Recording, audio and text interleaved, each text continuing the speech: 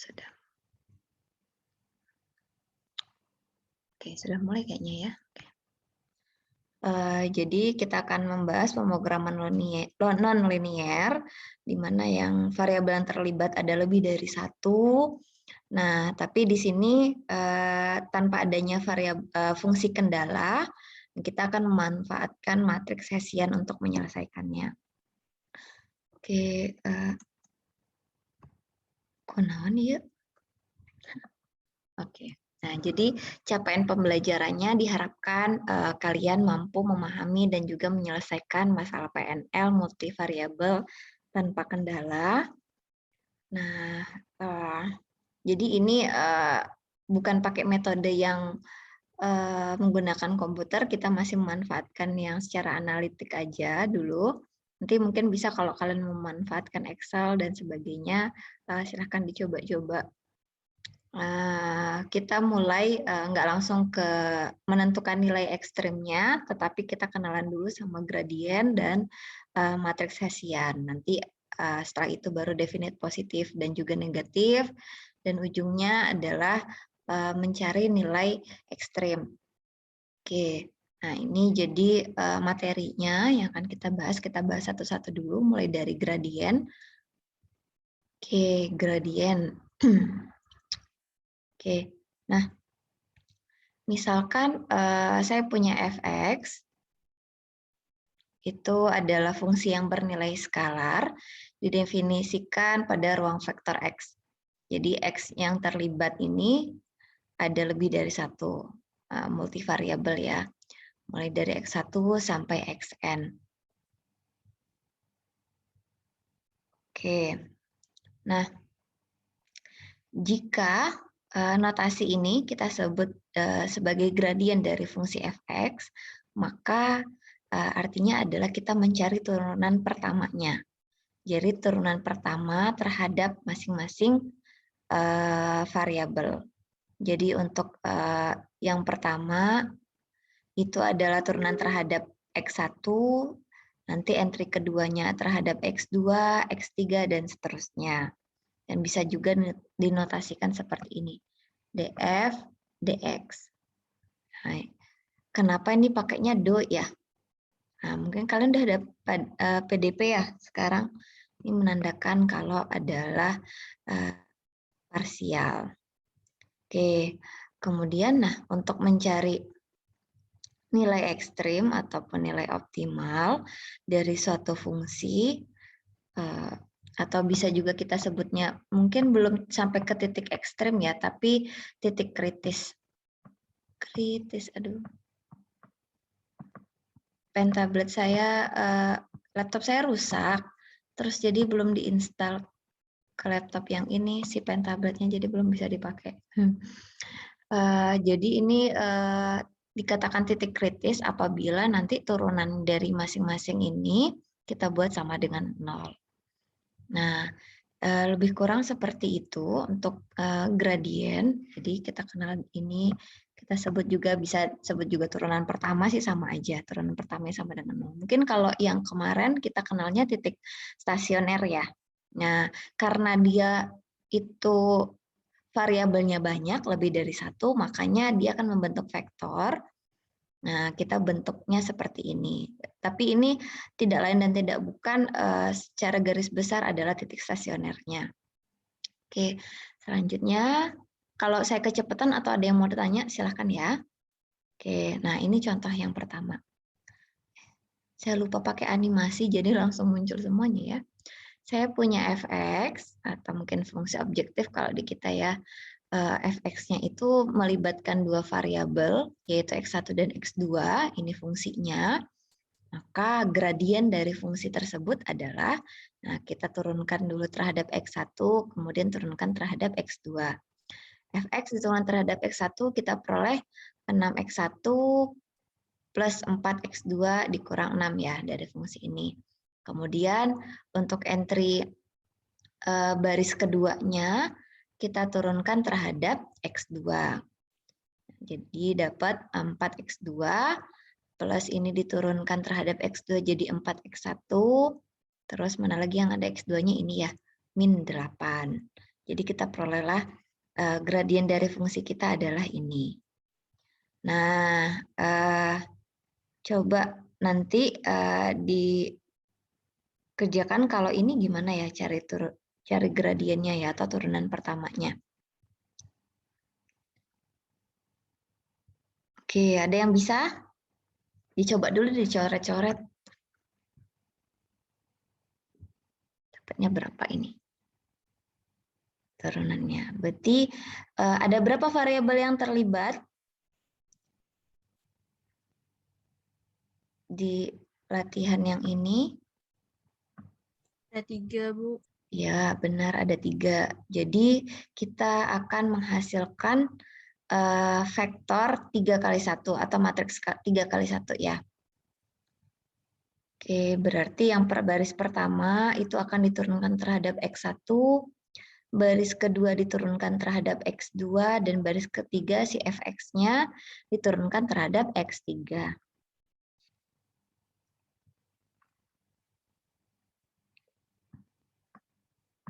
Oke, nah coba dicoret-coret. Nah, oke, di akhir saya ada buat latihan. Latihannya tuh kalian mengupload hasil coret-coretan kalian ngerjain latihan yang kita bahas hari ini. Ini latihan pertamanya. Coba dicari, silahkan.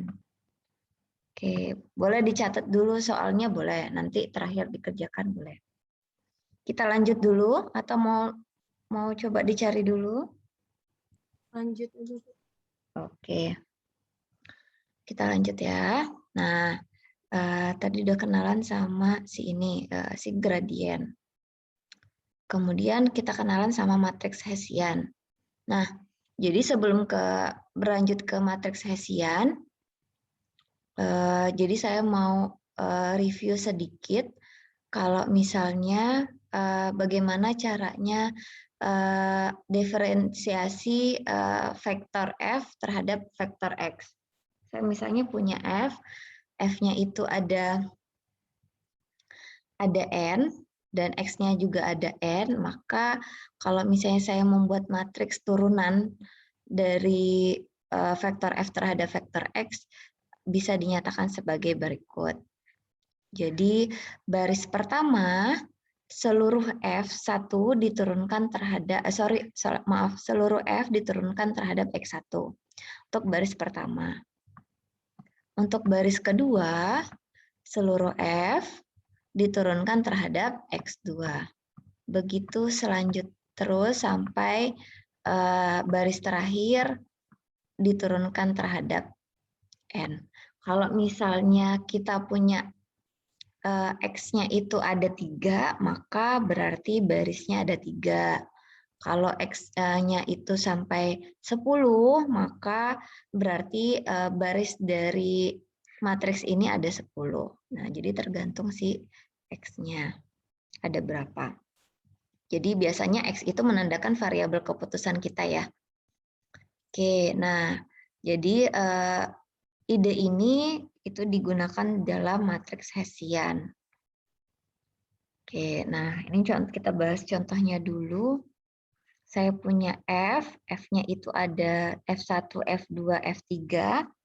Artinya F ini adalah vektor F ini terdiri dari 3, kemudian X-nya itu ada 2, maka kita akan membuat matriks yang entry-nya adalah turunan dari F terhadap X sebanyak barisnya ada 2, karena variabel keputusannya ada 2. Jadi kita turunkan satu-satu. Oke, ini ada 3.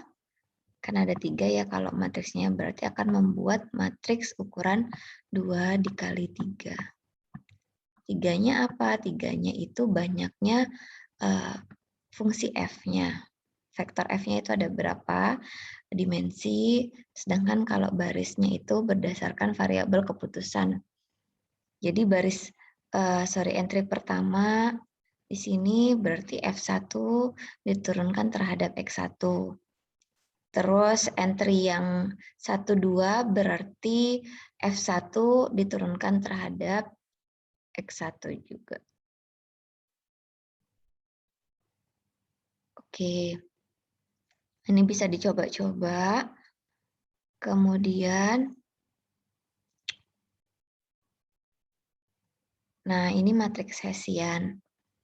Jadi matriks Hessian, kalau misalnya dia F-nya itu cuma 1, ya berarti kita turunkan X-nya bersesuaian dengan ada berapa variabel keputusan kita. Ini secara umum matriks Hessian bentuknya seperti ini. Jadi kalau matriks Hessian itu adalah entry-nya adalah turunan tingkat 2 dari fungsi fx kita. Terhadap apa? Terhadap x kita. Hati-hati ya, X di sini kenapa saya notasikan besar bukan kecil, karena X-nya itu merupakan vektor yang terdiri dari X1, X2, X3, sampai Xn. Makanya saya notasikan dengan X besar, nggak pakai X kecil.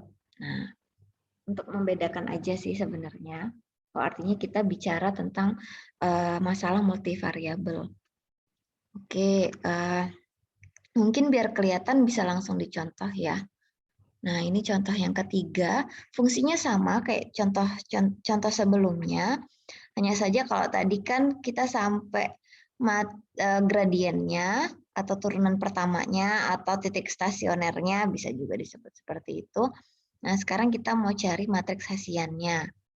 Maka matriks Hessiannya adalah DOF, DOX1, DOX1, untuk entry yang pertamanya. Kenapa ada 2 kali 2? Karena variabel keputusan yang terlibat itu ada 2. Makanya matriks Hessiannya itu adalah 2 kali 2. Jadi matriks Hessian itu ini ya, matriks persegi. Nah, jadi dia berdasarkan jumlah variabel keputusannya. Bu, gimana kalau misalnya matriks variabel keputusannya itu ada 5? Maka matriks Hessiannya berarti 5 kali 5. Nah, kayak gitu ya. Jadi tergantung variabel keputusannya. Jadi kenapa bisa dapat 6 di sini? Nah, F ini pertama kita turunkan dulu terhadap X1, kemudian diturunkan lagi yang kedua kalinya terhadap X1 lagi. Nah, kalau yang ini entry 1, 2, kalau saya bicara entry 1, 2, 1, 2, berarti artinya saya menyebutkan barisnya dulu, baru kolomnya. Ingat aljabar linear elementer ya. Baris disebutkan duluan, kemudian kolom. Nah, jadi baris pertama, kolom kedua, berarti yang ini. Nah, kalau yang ini artinya diturunkan dulu terhadap X1 si F-nya atau diturunkan terhadap X2 dulu baru X1. Ada yang bisa jelasin?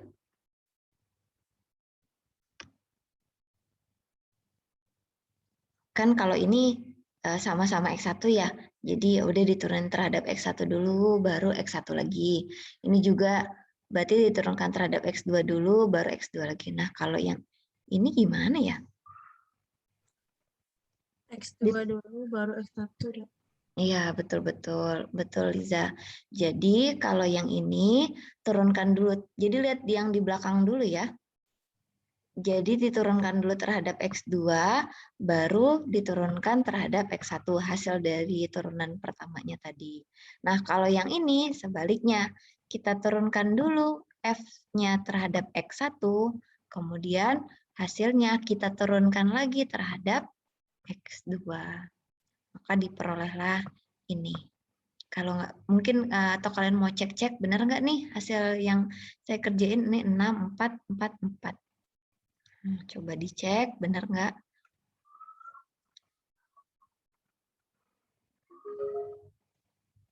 Nah, untuk latihan sama nih soalnya kayak soal tadi gradien. Kalau ini cari matriks Hessiannya. Kalau misalnya kalian gabungin soalnya, tinggal ya udah fungsinya ini A cari gradien, B matriks Hessian.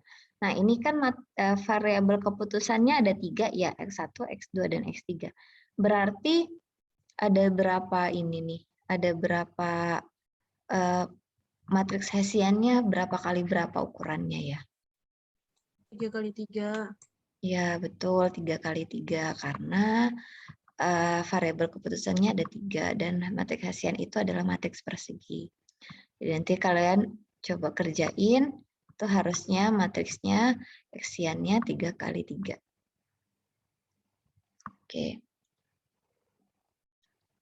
Nah, selanjutnya udah dapat matriks Hessian.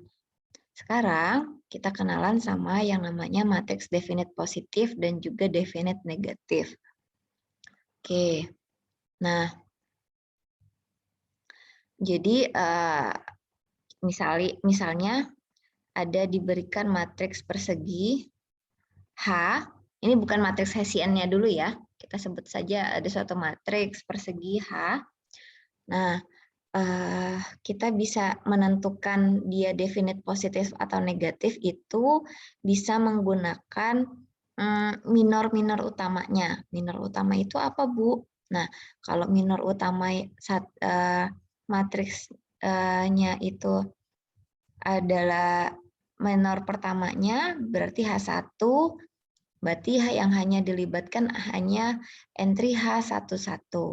Kalau H2, minor utamanya berarti artinya 2 kali 2. Jadi entry yang kita libatkan adalah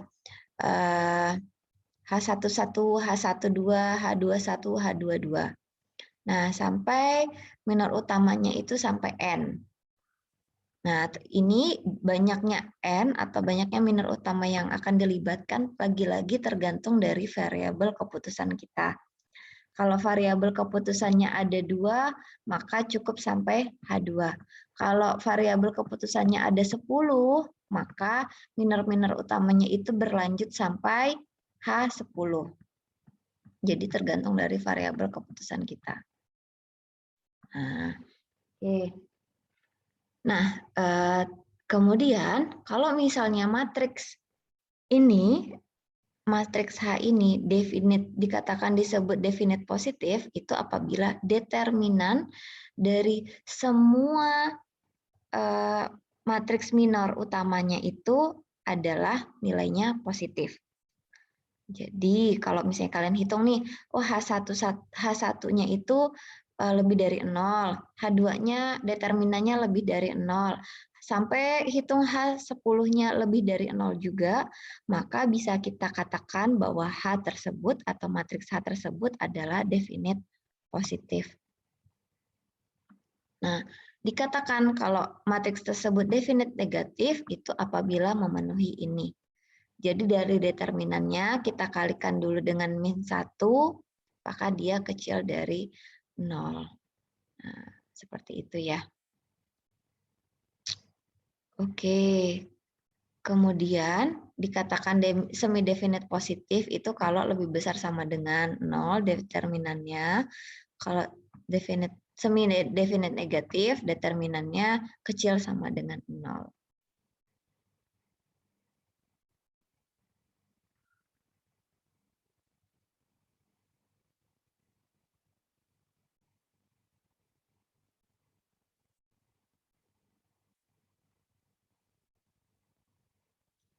Oke.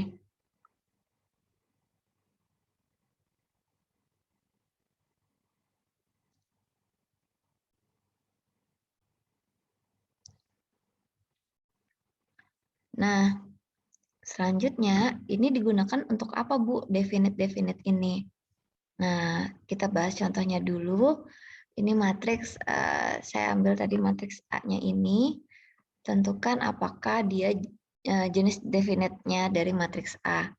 Maka karena ada 2 kali 2, maka minornya juga ada 2, yaitu A1 dan A2. A1 artinya apa? Entry yang dilibatkan hanya entry satu-satunya aja. Kalau A2 berarti sampai semuanya ya, karena ini 2 kali 2. Nah, cara determinannya kalau entry-nya cuma 1 kali 1, maka dialah determinannya. Determinannya A1 ya positif. Kalau determinan A2-nya berarti silang ya, AB dikurang, AB lagi, AD dikurang BC, sorry. 6 kali 4 dikurang 4 kali 4. Positif juga. Nah, karena minor utama A1-nya positif, yang kedua juga positif, maka matriks A ini adalah definite positif. Nah, latihannya sama kayak tadi. Tadi kan kalian udah dapat matriks Hessiannya. Silahkan tentukan apakah dia merupakan definite positif atau definite negatif. Nah, seperti itu. Kemudian syarat perlu keoptimalan. Nah, syarat perlu keoptimalan ini digunakan untuk mencari titik kritisnya atau calon dari titik ekstrim kita. Oke, syaratnya adalah seperti ini. Jadi si gradiennya tadi yang kita udah cari, kita buat sama dengan 0. Nah, itulah X bintang yang berhasil membuat turunan pertamanya itu sama dengan 0, itulah disebut titik kritis kita. Atau mungkin kalau kalian kemarin kenal titik stasionernya. Oke, nah dari soal yang tadi ya, contoh soal yang tadi, biar nggak lama. Jadi kan kita udah dapat nih tadi gradiennya ini. Kemudian kita buat masing-masingnya sama dengan 0. Kemudian kita tinggal substitusi, eliminasi. Kita cari berapa nilai X1 dan X2-nya. Dan diperolehlah X1-nya -1, X2-nya 3.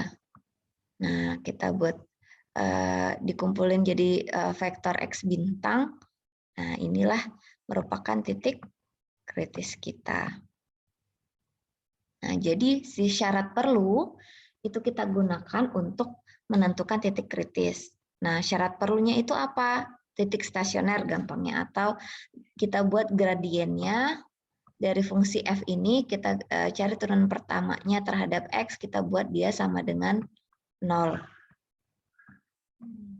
Jadi kalau vektor 0, nulisnya gini ya, 0, 0.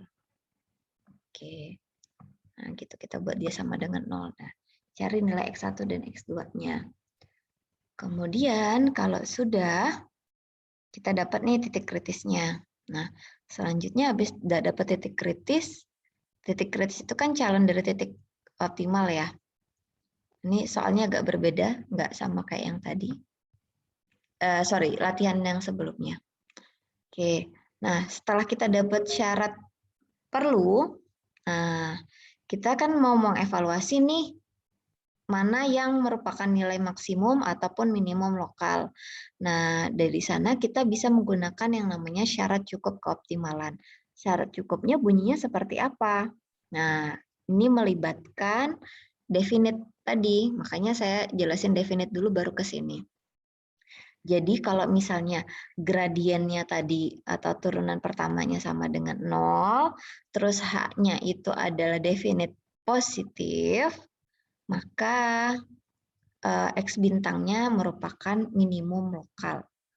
Jadi kebaliknya. Kalau dia definite-nya positif, dia minimum lokal. Kalau dia definite-nya negatif, dia maksimum lokal. Nah, itu syarat cukup keoptimalan. Jadi kita mau mengevaluasi titik kritis kita itu merupakan minimum atau maksimum lokal. Nah, contohnya, ini saya gabungin sebenarnya dari yang contoh-contoh tadi, karena rangkaian ya. Oke, jadi ada fungsi objektif yang multivariabel. Kita diminta untuk mencari nilai ekstrimnya, misalnya gitu. Pertama kita cari gradiennya dulu, atau diturunkan 1 kali. Kemudian kita buat dia sama dengan 0. Ini untuk memenuhi syarat perlu keoptimalan, kita buat dia sama dengan 0, kita substitusi, kita peroleh titik kritisnya. Nah, dari sini dapat titik kritis, kita mencari apakah titik kritisnya ini merupakan nilai minimum atau maksimum. Caranya gimana? Kita perlu cari dulu matriks Hessiannya. Matriks Hessiannya tadi adalah turunan kedua dari matriks ini ya, fungsi ini, kita perolehlah H-nya adalah 6444. Kemudian kita cek definite positif atau negatif dengan mengecek determinan dari minor-minornya. Karena ini 2 kali 2, berarti cari H1, cari H2. Karena hanya 2 ya. Kemudian sudah dapat dia definite apa, lihat determinannya, hasilnya oh ini positif semua. Maka karena positif semua dia definite positif. Nah, selanjutnya karena dia turunan, karena ini degradiennya sama dengan nolnya adalah titik X bintang ini, dan dia merupakan definite positif, maka kita bisa klaim bahwa X bintangnya, yaitu -1 dan 3, itu adalah minimum lokal. Berapa nilai minimum lokalnya? Nah, jangan lupa disubstitusikan ke fungsi awal kita, atau fungsi objektif kita, atau fungsi tujuan kita. Tinggal disubstitusikan aja ke awal. Itu diperolehlah nilai -3. Nah, kalau ditanya berapa nilai minimumnya, atau berapa nilai ekstrimnya, -3 lah jawabannya. Kalau ditanya titik ekstrimnya berapa, yaitu berarti -1 dan 3. Nah, seperti itu cara menyelesaikan masalah PNL multivariabel tanpa kendala dengan menggunakan matriks Hessian. Jadi yang perlu sekali kalian garis bawahi adalah pertama mencari gradiennya. Gradiennya dibuat sama dengan 0, atau tidak lain itu sama aja kalian mencari titik stasionernya. Hanya saja bedanya karena ini multivariabel, jadi kita bisa bentuk dalam vektor, namanya lebih dari 1 ya. Kemudian setelah dapat dibuat sama dengan 0 kan kita dapat titik kritis. Nah, untuk menentukan titik kritis itu minimum atau maksimum, kita perlu mengecek dia definite positif atau negatif si matriks Hessiannya. Jadi cari dulu matriks Hessiannya. Nah, kemudian matriks Hessian tersebut kita cari dia definite-nya positif atau negatif. Setelah itu barulah kita bisa menentukan si titik kritis kita ini merupakan titik minimum atau maksimum lokal. Seperti itu. Udah selesai ini untuk latihan-latihan mencari nilai ekstrem lokal dan fungsi. Sesungguhnya saya ini udah selesai ya. Oke, terima kasih. Saya stop record-nya dulu. Gimana caranya? Keluarlah, oke.